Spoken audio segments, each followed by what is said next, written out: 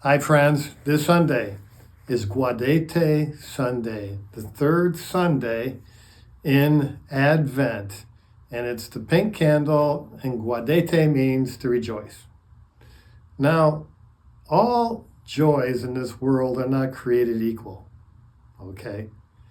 The best things in life are an acquired joy, okay? A refined taste, so to speak. We speak of it with regard to eating, right? And, a little boy or a little girl, if they had filet mignon in front of them, or if they had a hot dog or a hamburger, right? They would probably go to the hot dog and the hamburger because, when it comes to food, escargot, all the fancy stuff that people enjoy that have an acquired taste. You see, you can't just get there, right? It all assumes that there's sort of a common thing, a common good that most people like. It's like music. We call it pop music. Why do we call it pop music? Because it's popular and it's accessible to everyone. Whereas classical, not so much. It's an acquired taste, right? But once you acquire it, you get great, immense joy from it. Same thing with poetry, right? A lot of people don't even look at poetry anymore.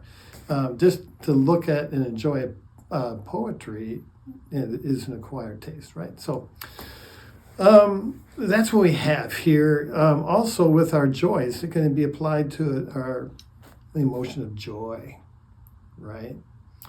When we live by our natural way of experiencing life, tied to our circumstances, it's kind of like playing that game, okay? Wheel of Fortune.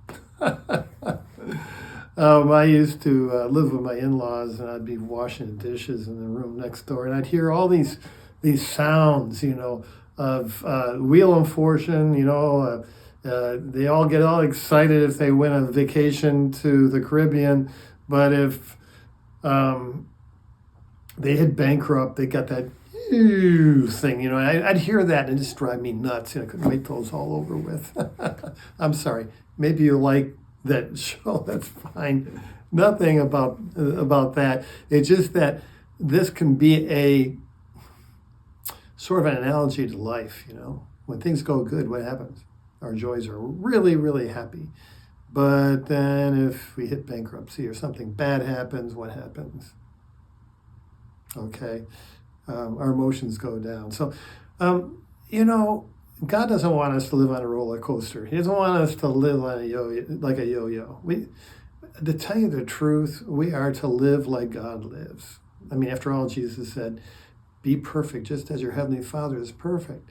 And what that really means is to live a life like a divine life. And a lot of that's to have the joy of God, which is like a deep river that flows way deep. Deeper than our emotions that are determined by our circumstances, right? So what is God joy over? Well, in the Zephaniah passage today, or for this week, he tells us to rejoice. Rejoice what? In our salvation. Wow, okay.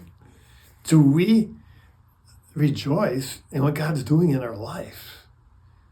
Do we see what God is doing in our life? Right? And it's very interesting that the oracle ends with God rejoicing over us. Why is he rejoicing over us? He's rejoicing in our salvation. He gets great joy. It even says that he sings over us like at a festival. Wow, isn't that cool? And then in Philippians, rejoice in the Lord always. Again, I say rejoice. So, dear brothers and sisters, on this Gaudete Sunday, let's learn to refine our taste, refine our joy. okay, all the best and good things take us upward to God. And all of our refined taste should lift us high, lift us above where we are, so that we are not groveling around and living in despair and being just not joyful. Okay, yeah. It's a command. Be joyful. See you on Sunday. God bless you.